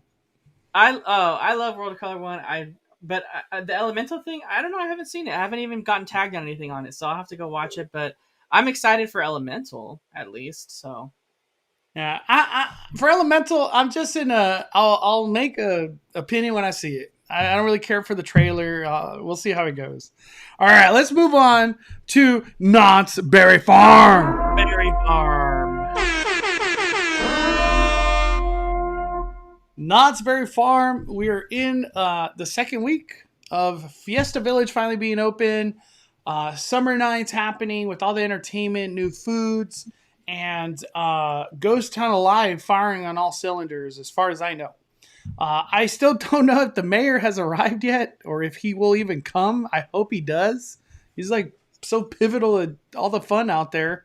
But we had a chance to do a tasting card. Shout out to Knott's. They gave us a media invite to do that, and I'm appreciative of it. I'll have a full vlog going over the 6 tasting tabs that we did. And it's all reviews, and I think what I'll premise in this conversation for us and the people I talked to yesterday, there was a lot more of like when people would say hi to me and I saw they were wearing a lanyard, I would ask them like, what do you recommend? Or like, what was your favorite item? And I'm not exaggerating. Like, I'm not even saying this to hate or anything. the people that I talked to would say, well, I could tell you what not to get. I could tell you which item I didn't like. And I was like, it's like a pattern. People keep telling me what not to get instead of like, I'm asking what should I get? What should I get? So stay tuned for her vlog. I'll be editing it and posting it tonight or early tomorrow. It should be tonight. But Yeah. anybody But a got little some bit- really good recommendations that you enjoyed? Post in the comments because maybe we could reconsider the tasting taps. We got a little bit of a preview though for Jen Arredondo, since she already brought it up. Knott's Berry Farm did introduce beignets for summer nights, specifically for summer nights, lemon flavored beignets. As a spectator watching from the outside, Mondo and Monica eating the beignets, they did not look very good. But as This is our Knott's adventure. It's not the ones we tried, but our Yeah. video will be coming out. Our video will be and they were, but as proved to be right, they were not good. Both Monica and Mondo did not even want to try more than one bite. They were just way too greasy, and I think the problem is that last night that particular booth was just so jam packed, and they were trying to rush it through. And we were talking to some other cast members later that worked at another location that also work at this location, and they said that a lot of the team members or associates at Knott's don't know how to actually make the beignets. And like when you're making beignets, there's like a period of time where they have to sit outside the grease to like drip off and dry. And then in that period, they continue to cook more and like puff up and turn into like an actual beignet. And the problem is that like when we tried them yesterday, they were dropping them straight from the grease, the hot grease, right into a bucket to give to a guest, and then sprinkling the powdered sugar on top. So there was immediately no time for them to sit, dry out, get a little bit more cooking. So they were just coming out as like greasy balls of raw. mess. It was like raw dough or whatever, raw beignet mix in the middle. Yeah, it was like not cooked all the way. Totally Tough not day in the office for the beignets. Yeah. And the problem is that unless there's like proper training on how to cook the beignets and like let them sit, like this other associate was saying, I don't necessarily know that like that Mondo could even like recommend them, because sure they may be good sometimes, but like that same person that Mondo recommends may go and try it and it will be like what he had. So Yeah, stay tuned for a video on. And Monica. I'll just give a premise to the video. Anytime I mention the words beignets, Monica kind of shivered, like, oh, like she was a little scarred by the beignets. And to be fair to everyone in the chat, we gave it more than one try. Yeah, we did. Okay, let's take a step away from the beignet. We're done with that. Danny, what do you think of Fiesta Village? This was your first time there. You got to see it all, and even Calle Celebracion too. What are your thoughts on the environment, the new reimagining of it? What do you think? The Fiesta Village was great from what I saw. The Knott's is really hitting it out of the park with these additional dining spaces they're building for Prop Shop Pizzeria, for the Casa California restaurant in Fiesta Village. The additional dining spaces at Knott's are like totally needed, and they didn't just like throw tables next to some wall like they have in the past. Like they built like fully themed, like cool shady spaces to step out from the heat, and Knott's really need something like that, and they did a really good job with stuff like that. The outside of the buildings look good. Some things still weren't open yet, like Papas Mexicanas and also the Montezuma's Revenge attraction. But for the most part, everything was open and available. People were enjoying it, having a good time. And there's little stages where they do like storytelling, another one where they had the Calle Salvacion. So there was a lot of stuff going on. It was great, let me tell you, to see Fire back on top of Jaguar again, because it hasn't been there since like the first year it opened. But yeah, that was cool. It was a different kind of fire than what was at Jaguar before, but cool nonetheless to see Fire back on top of the pyramid again. So I thought Calle Celebracion was so incredible. I think this is my third time I've watched it now. For some reason, I get emotional watching it. I think for me, it's just like a theme park bringing like the music and then the dancing and the way that they're dressed is just so beautiful. And it really brings Fiesta Village like as a full circle now, with Calle Celebracion. Most importantly, it's pretty incredible how hard Knott's is going right now because in all reality, this is probably the hardest I've ever seen Knott's go in any summer. Calle Celebracion. They have Crazy Kirk and the Hillbillies playing at night. They have Hiatus or whatever main stage band they're doing. And then right next door, they have next to the Calico Saloon, they have that band, whatever band they're playing there. And then they have the native dance, Indian dancer still doing shows at night. They have Ghost Town Alive. Like it's incredible that Knott's is going this hard. So I just want to say, Knott's, thank you for literally. I don't want to say saving summer, but like I'm gonna be at summer nights or just at nighttime summer stuff. Knott's Berry Farm a lot. I want to keep coming back. That's the feeling that I'm getting from my visits that I've had so far. I want to keep going back, and I do want to say last year I didn't really get that, but this year with Fiesta Village now, it's awesome. It's awesome. Yeah, and I will say too, the nice part about the Summer Nights tasting card this time around, even though you might hear some of our thoughts about it when the video comes out, what I did really like about it this year is that they didn't just limit it to the booths that are around Boardwalk and like the main stage, the Calico Mine stage, because I felt like in years past when they just limited it to those things right there, it wasn't really all that good of an experience. And now that they incorporated not only those locations but Fiesta Village, a lot of places in Ghost Town, and sometimes Boardwalk. they put like a band right there in Boardwalk Barbecue where you eat. They put a band there too sometimes. So yeah, so like I feel like Summer Nights expanding out into not only like Fiesta Village and all that stuff was like the total winner idea. You know what I mean? So I didn't even, by the way, we didn't even head back there at this point, Mondo. Are they using that additional space behind Ghost Rider for Summer Nights or no? No, wait. I'm gonna say no, dude. But the time because I know that new minor mac and cheese potato place is open, but I didn't see anyone post about. Yeah, I'll say no. Yeah, I mean, I would imagine they probably have to start getting ready for Scary Farm at this point. Yeah, I don't recall that.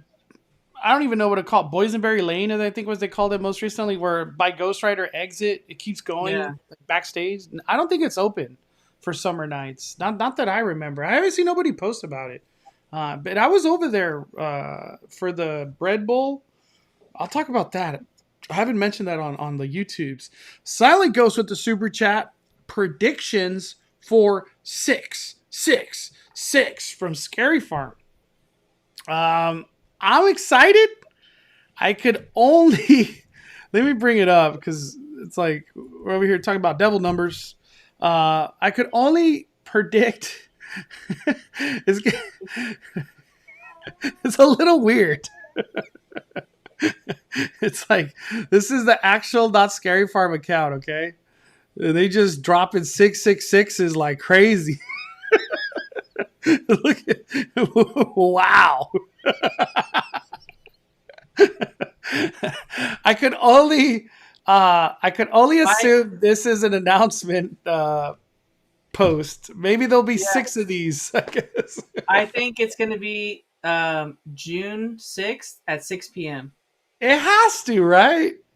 And if there is no announcement on June 6th at 6 o'clock, I'm gonna feel disappointed. I don't know what else to say, but I think there will be. I think this is what this means.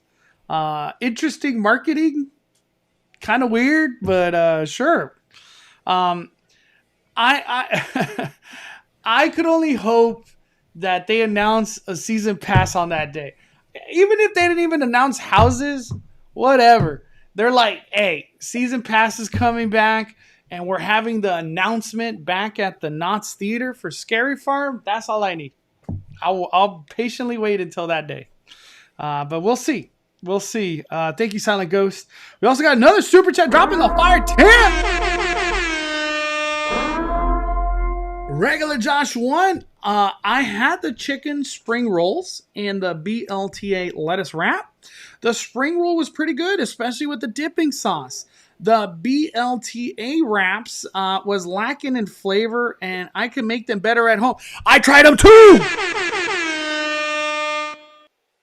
I was not a fan, Regular Josh 1, of the BLTA wraps. It was a tough tasting card, fellas. I originally went to the wraps booth to get the spring rolls, and they were out. So I think that tells me right there that they're probably good, which is why they're out. So I think a lot of people probably agree with Regular Josh 1. I mean, spring rolls in general are really good, and most of the time when you pair them with a peanut sauce, it's a win-win. So I'm sure that was pretty bomb. But all they had was the BLTA lettuce wrap and the grilled zucchini vegetable wrap with hummus. We tried both of those, so we'll tell you kind of what our experience was with that when Mondo posts the video, whether it's today or tomorrow. Yeah, it should be today. I think it'll be today. Clever marketing. If there's a demon walkthrough, I guess, right? That could be true. That could be true. I think it's not an amaze announcement. I think it's a date. It's a date. But we'll see. Maybe there's some devil stuff going on for Scary Farm this year. Didn't Scary Farm say they were going to Midsummer Scream? Would they do announcements at Midsummer Scream? I actually know the answer to that. They don't. You know, so last time Scary Farm was at Midsummer Scream, if you're wondering what the hell is Midsummer Scream, it's a Halloween, like you know how Comic-Con, all that comes to life there? This is like a horror con. It's just Halloween stuff, Max. It's like a Halloween con. It's in Long Beach. Highly recommend to go. What happened? He said he's going. Dude, Mystery Bay is actually wearing a shirt right now, Midsummer Scream. That's my shirt. She's literally wearing it right now. But Midsummer Scream is in Long Beach. I think the date's in August. And Not Scary Farm will be part of that. And I went to the last one that Not Scary Farm went to for Midsummer Scream. And they talked about mazes that are coming back to Scary Farm. And they went into detail about it and stuff like that. But there was no new announcements made at all. So that was a huge bummer. I was like, damn, we waited. What? And the reason I say, for me, I had the expectation that there was going to be maze announcements because that's what Halloween Horror Nights does every year. They announce one or two things there. And it's the perfect time to announce anything because this is like your target audience. This is the demographic that comes to your haunt. This is the haunt community. So it's the perfect place to announce stuff and have people go crazy, you know? But they just talked about returning mazes, and I was like, that's crazy. So I'm going to have to say Scary Farm probably doesn't announce anything. Yeah, I don't know. That might sound like a bummer, but that's just my guess. I think Scary Farm is going to be huge this year. They usually give HHN the Saturday panel, but they gave it to Scary Farm this year, and HHN will be on Sunday. Oh my gosh! I was just talking about that. If I'm going to have to go both days, because I'm going to do Scary Farm and HHN. I don't want to miss out. But damn, I'm going to have to go Saturday and Sunday now. Whew! I'm excited for Midsummer.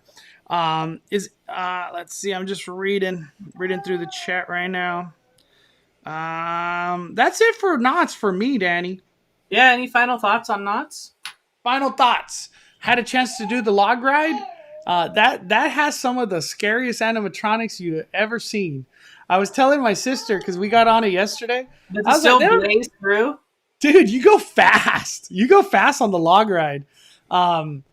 They don't even have to like make it Halloween. Just put a Halloween song to it, and it'd be perfect. It's kind of scary in there, dude. But my final thoughts: anybody going to Knott's Berry Farm, make your trip kind of like a 3 o'clock to closing. The reason I say that, you get a little bit of Ghost Town Alive, you get all the Summer Nights stuff, and at the end of the day, you get the whole night vibe because when Knott's does the chaperone policy, it's like a whole new theme park. And my sister was saying that like I would come to Knott's all the time if the chaperone policy was a thing, and I was like, they've been doing it a lot now.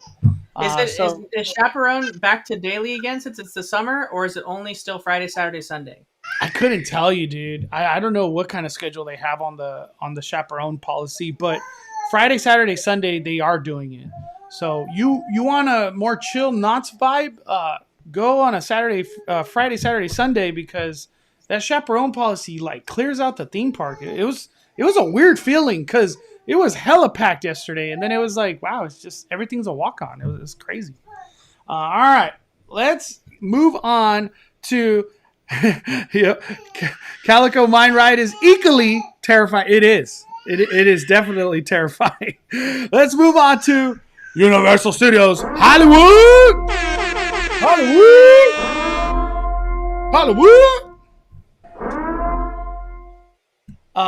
Universal Studios Hollywood.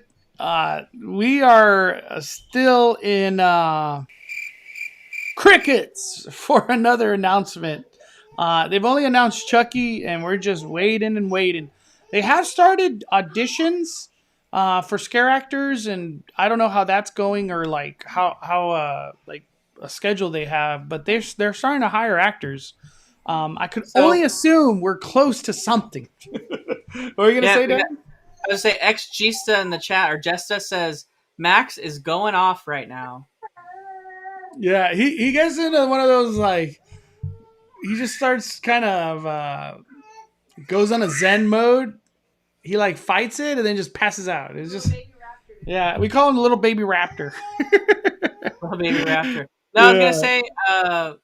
I was gonna say we had the question earlier from Caesar that said what are our predictions for like all the stuff that we got going on. This potentially could be a really, really big Halloween Horror Nights, like really, and when I say big, I mean popular mazes that can draw a lot of people and recreate the success and the hype we saw around 2019 if all the rumors were to be true, right? We have a rumor for a potential music maze with Lady Gaga in the same vein as The Weeknd. That would be insane, and that would bring an entirely new crowd to Halloween Horror Nights that doesn't normally come. Not to mention would absolutely destroy any merchandise sales they got going on. But on top of that, Universal Studios, the actual movie company, is dropping Five Nights at Freddy's in October, one of the most popular video games of all time amongst a lot of young kids that have grown up now into, high school age and beyond. And that is equally as, equally as popular as far as merchandise would be concerned. So Lady Gaga merch, Five Nights at Freddy's merch would just absolutely destroy. I would definitely want a hoodie that has Halloween Horror Nights with like whatever they got going on. But then not only that, we've also got a rumor for The Last of Us. So we got a Last of Us maze, potentially a lot of hype around that. So man, this could just really be a truly excellent Halloween Horror Nights if all three of these rumors were to come true. And I feel like just insane demand. What do you think? Yeah. Lady Gaga, I think, would break the internet. I was talking to my sister about it. I was like, what about it? Because my sister's a huge Lady Gaga fan. And I asked her, I was like, what would you want if Lady Gaga did come to Horror Nights? And she was saying if it came like in a Lady Gaga music house, but with American Horror Story as well. Because she was in that, so kind of blend the music and American Horror Story element to it. I think it'd be a really good maze. just from an aspect of Halloween Horror Night Lady Gaga merch, hoodies, shirts, whatever the hell they sell, that stuff's gonna sell like crazy. Just like the Weeknd did. They couldn't keep that stuff on the shelves at all. Like it was just always sold out. Her following is humongous, and it would create that like pathway of new fans to come to Horror Nights. And I feel like that's something that Horror Nights is kind of trying to do now. Create new fans essentially to come to this event, and by doing the Weeknd, and now if it's it's just rumor, Lady Gaga, it would be a perfect blend. I think it'd be a perfect blend for Five Nights at Freddy. Talk about another community of fans to all of a sudden want to come to a Horror Nights event, because I feel like Five Nights at Freddy has that hype that it'll bring people to Horror Nights because they're a fan of the franchise. So I think it'd be a good one. It'd be a perfect blend. A lot of people in the chat keep saying Last of Us. Last of Us confirmed. Last of Us is happening. I heard if it is Last of Us, it's just a rumor, speculation. It's not necessarily based on the new TV show that happened, but it would be off the video game. I never played the video game. I've heard nothing but wonderful things about the first one. So I'm excited. If Last of Us came. It's just when I think of Last of Us, for me, the only image I have is the show. And I'm not the biggest fan of the show. I'm just being honest. To me, it's like, maybe I'm just like Walking Dead kind of ruined it for me.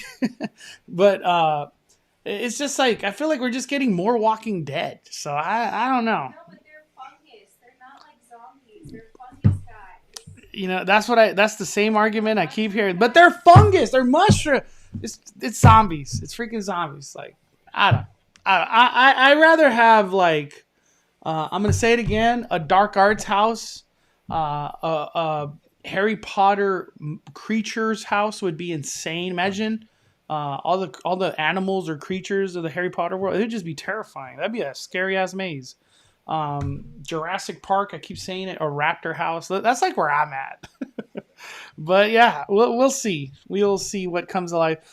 Jennifer Acuna recently posted it's seen, or where'd it go? I don't know where it went right now, but she said, here it is. With our luck, our first announcement would be Holidays in Hell. If you're like, what the hell is Holidays in Hell? It's actually a house that happened in 2019. And I was doing updates back then. And this is what it looked like in 2019 when it was still being constructed. And this is what it looks like currently. So, yeah.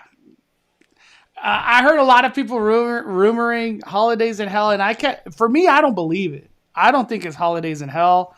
But now that I went back and looked at my old videos, I was like, well, gosh darn it, it looks like Holidays in Hell. It does. And haven't they had like a Holidays in Hell like scare zone for like years? Dude, 3 times Holidays in Hell, I guess. I guess. Somebody told me that Horror Nights always has to have like a couple budget houses and then they go harder on the other budgets. So I was like, okay, I guess I could see that. I got another one from Jennifer Acuna. She says, I was thinking about the maze next to Mel's Diner, and what if it's based off La Lechuza, the lore, if we're looking at the speculation map, but also what if it's Scary Tales from Orlando? La Lechuza? La Lechuza is like that owl kind of creature. Damn. So it's an owl creature? What the? I have to do research. I have to say I don't know. That's crazy.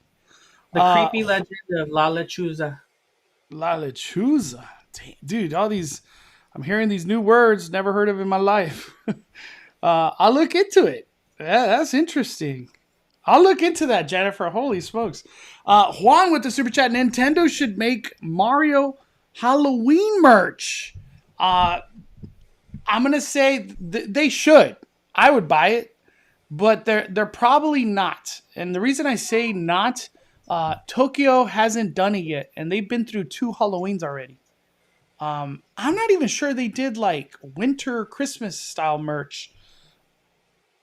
What I am hoping for, maybe it's too much to ask, but in Tokyo, their Super Nintendo World, they have a snow overlay in their Super Nintendo World.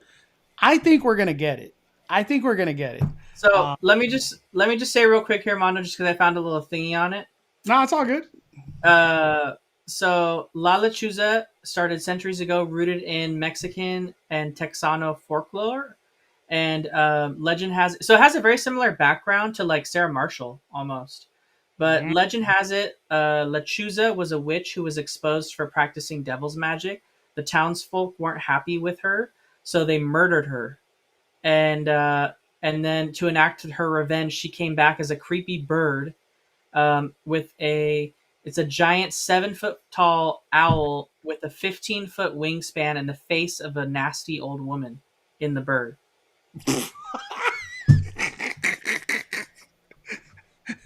I'm trying not to cuss. That sounds scary AF. And she only comes out at night, and you'll hear and it's situated with a lot of like whistling noises. So like you might hear like the whistles throughout. I don't know. It's set the way the story sums up. It's set up perfectly for a Horror Nights maze. That's exactly what I was gonna say. Damn, Lechuza coming to Horror Nights. And Dang, that that sounds also, scary as hell, dude.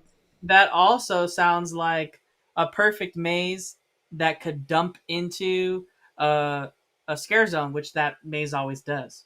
So, Damn.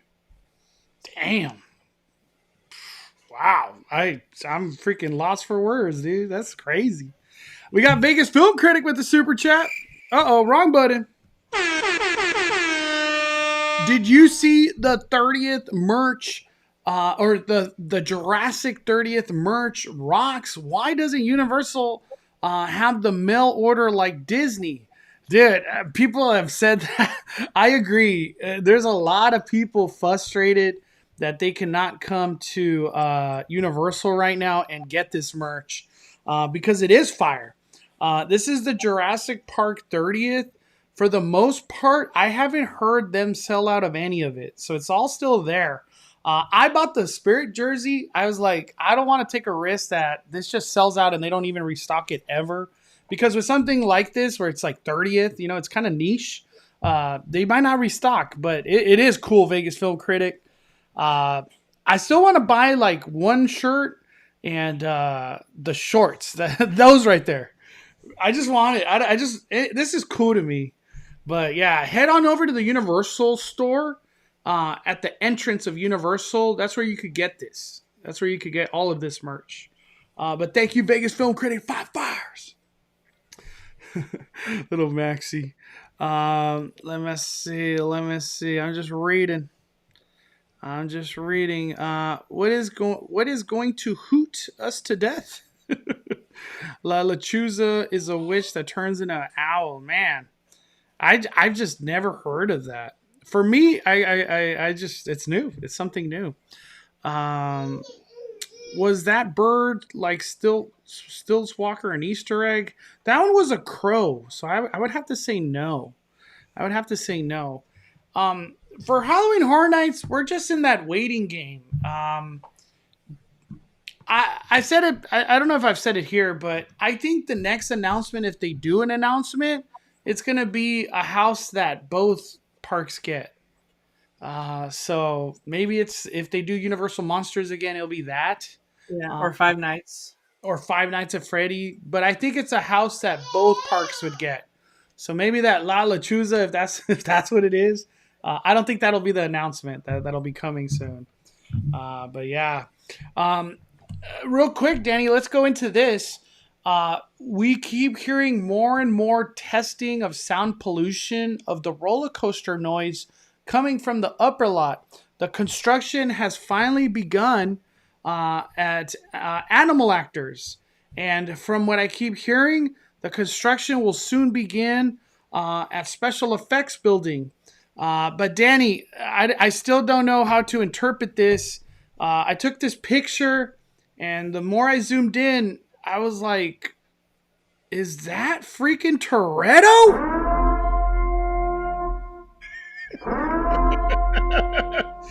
And somebody told me that you can't build a roller coaster unless you have family. So, hey, Toretto out there working strong. What are your thoughts on all this, dude?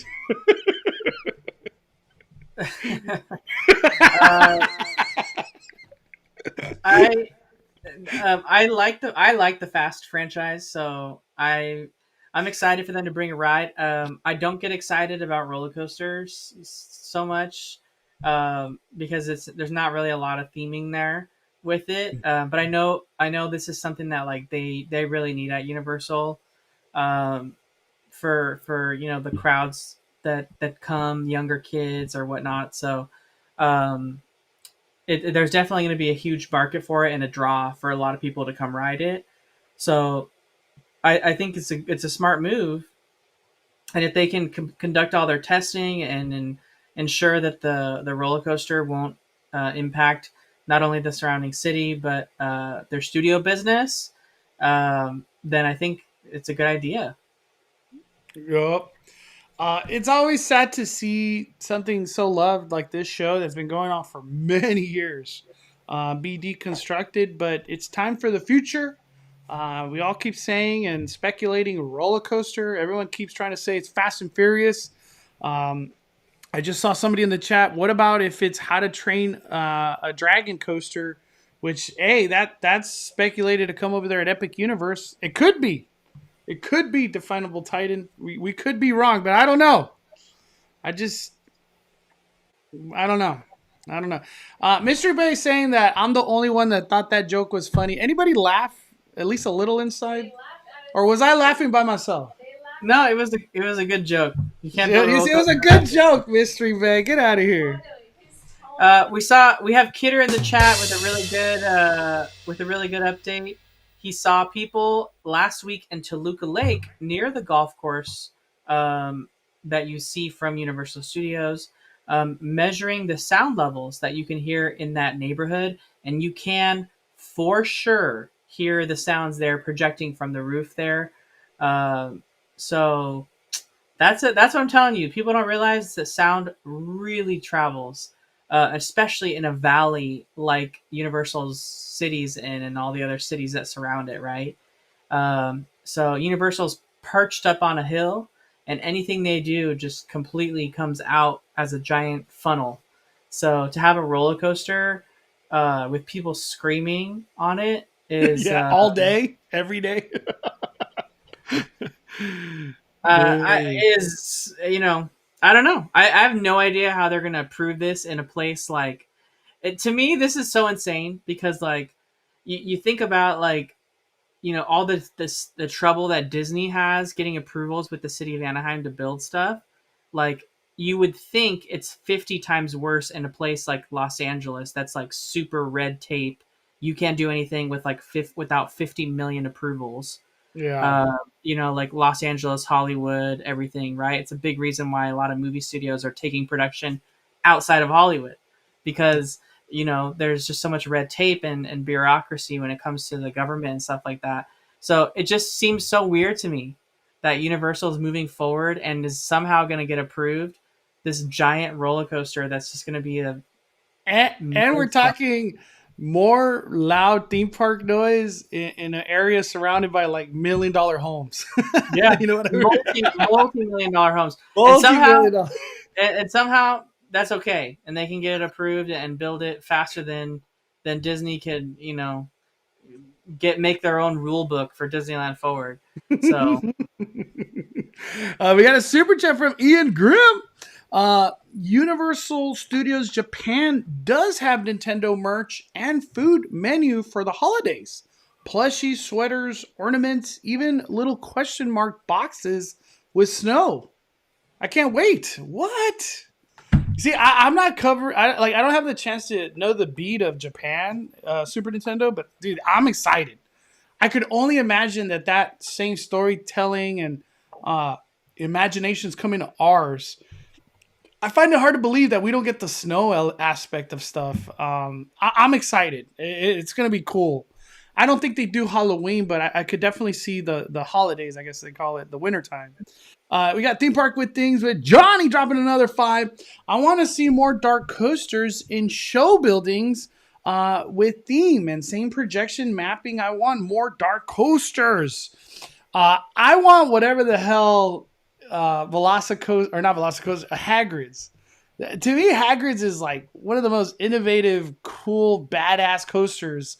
Like, I feel like that ride is just fun every single time. Like, it never gets old. I feel like that, and the whole fact of like that you're in this universe of Harry Potter, like you're in it when you're on that ride. To kind of feed off this question real quick, Johnny, I've heard that if it is a Fast and Furious roller coaster, and that concept of having like show buildings with the roller coaster, I've heard that this Fast and Furious, or whatever they're going to call it, coaster, doesn't have that element of show buildings and storytelling. So to feed off that even more, this coaster could get done really quickly. That's just food for thought out there, everybody. That this is a coaster that they already have stuff like imagined. They could build it and just light it up. It ain't like they got to do story elements to it and show build it. It's just put up a coaster. It's just a coaster. It's just a coaster. Put your drink on the coaster. All right. Anything else? Any other topics you wanted to go over? Also, to the chat. Anything before? Let's end this one with the Q&A. Anything else universal, Danny? No. We covered it all. We did wanted to talk about all those potential, like if all that stuff comes true for our HHN, what a great HHN it's going to be. Either way, I'm still excited, right? But even if we just get Five Nights at Freddy's and the Last of Us maze, I think it'll be cool. The Lalachusa, that sounds pretty. It sounds pretty scary. Perfect. It sounds perfect. Scary. But it fits perfectly with that Day of the Dead area that they got going on up there already. So just make it a thing. Yep. Miguel E. How are the crowds weekdays for Mario World? Same as the weekends? Same as the weekends. It's just as bad. But I feel like the Power Band games, it's getting a little less crazy. But the ride, hour and 20 or hour and a half, 2 hours. It's just been a constant. But yeah, it's busy, Miguel. It's been busy. Let me go through the comments real quick. Draco, looking forward to Halloween Horror Nights. I consider the Scare Zone as fun houses. I don't scare easily since my mind works on logic. There is more randomness in the Scare Zones. What are you going to say, Danny? I said we got a super chat from Don Peasy that says, Mondo, does the Express Pass for Premier Hotels in Orlando work for HHN? Okay, I don't know the exact answer, but my heart says no. It only would work for like regular theme park hours, mainly because like Horror Nights is like a separate ticketed event per se. You know what I mean? I'll ask because that's a very good question. I'll ask. I know the perfect person to ask that. Brett from the Schmoofs, he would for sure know. I know Brett would know that answer. But I'll ask Don Peasy. But my heart says no. Yeah, that would be cool. I feel like that would sell a lot of tickets. I wouldn't doubt that they sell hotel packages that do that, though. I would not doubt that. But yeah, that's something. I'll look into that because that's actually a good question to ask. Let me see. Real quick from New. Do you think they will add a new live entertainment to add HHN since Jabberwocky's home is gone? The Jabberwockies ain't going nowhere. They're coming back. They're just going to be at Waterworld. I'm just kidding. I heard rumor that a new entertainment show is coming, and I could only imagine it's at Waterworld. There's no other, where other place would they put it? Unless they open up a soundstage that they sometimes open up for like, what is it called? New Year's Eve? Maybe something. I don't know. But I've heard rumblings about that there is live entertainment coming, and it's not Slaughter World, which is the one from Waterworld a long time ago. This is a good question in the chat here, Mondo. Jennifer Acuna says, all I'm hoping for is that we get the fire towers back, but the real question is, do we get the scaremony or just scare moments like last year? You had a chance to talk to or had heard or saw or brought up the answer to this when John Murdy was asked about it last year. And it seemed like we were kind of still, they were still kind of coming off the COVID era of it all, right? So they they kind of were going with that with the ceremony. But do you think, since we're kind of beyond that now completely, that that they might go back to the traditional scare zone aspect of it, or do you think that for planning purposes, Universal just liked those moments better and was just like, let's not do that ceremony again? Yeah, I think they stick to whatever they did last year. It worked too good, and for all intensive purposes, that setup they did last year, which I don't even know if I should call it ceremony, it hyped the crowds up like 5 times throughout the night, and it was just perfect to keep the energy and the momentum of Horror Nights alive 5 times throughout the night. I think it was like 5 times. I think it worked too good to not be a thing. And most importantly, since that upper lot is just an S show and there's more construction walls now, Horror Nights wants you to get your ass to the lower lot even more this year at Horror Nights. So I say yes. Their goal is to push the crowds through and not have them build up at the opening of HHN. So I think it will be the same setup of like one at 8, one at 9:15, or whatever the schedule was. It is a little sad because ceremony and that initial like one kickoff, that badass opening, it was hype as hell, dude. I'm trying not to cuss right now. It was hype. It was just hella hype. But I think last year's, it was just too good. All right, Danny, closing thoughts on everything, my friend. Man, gosh, where do we begin? Amazing Speculation Sunday. There's a lot going on at all the resorts, right? I think this year, for summertime at least, Knott's is really bringing the fire when it comes to available attractions and entertainment and just variety of food options. So if you have a plan to do a theme park this summer, I feel like Knott's is definitely a good choice. Especially if you can go on a day that has a chaperone policy. Definitely try to figure that out. Disneyland, we're coming up on a summer with a lot of closures, a lot of construction. We talked about it earlier. This is like, there's so many projects in play. This is like the summer that Disney's like, we don't really care. Like that's how it feels.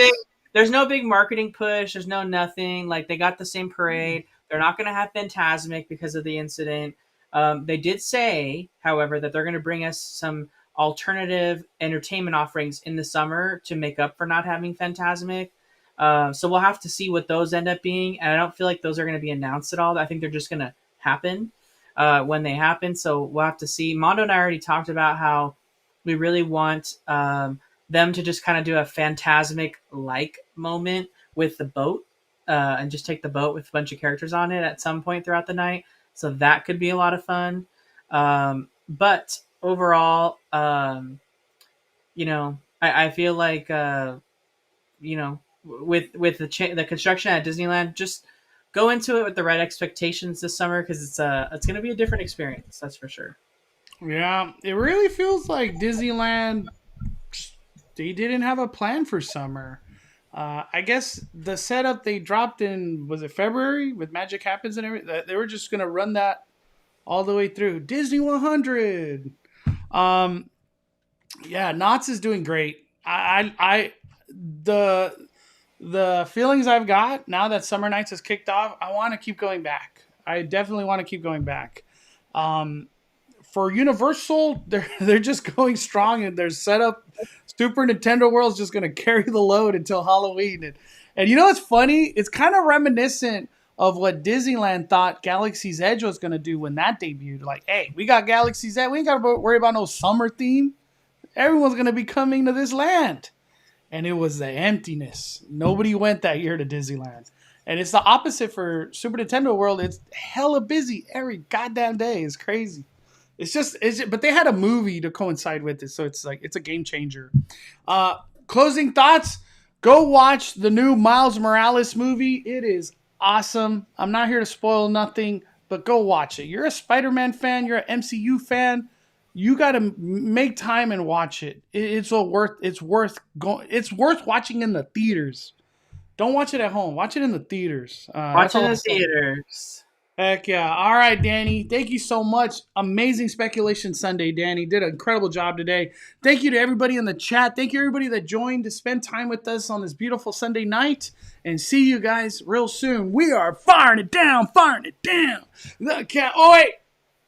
Danny, your podcast and your YouTube, anything to come. We got to get that. I don't want to miss that. We got to get that. Yes. We got to get that. We will have Mondo and I together in a podcast episode this week. Comes out Tuesday.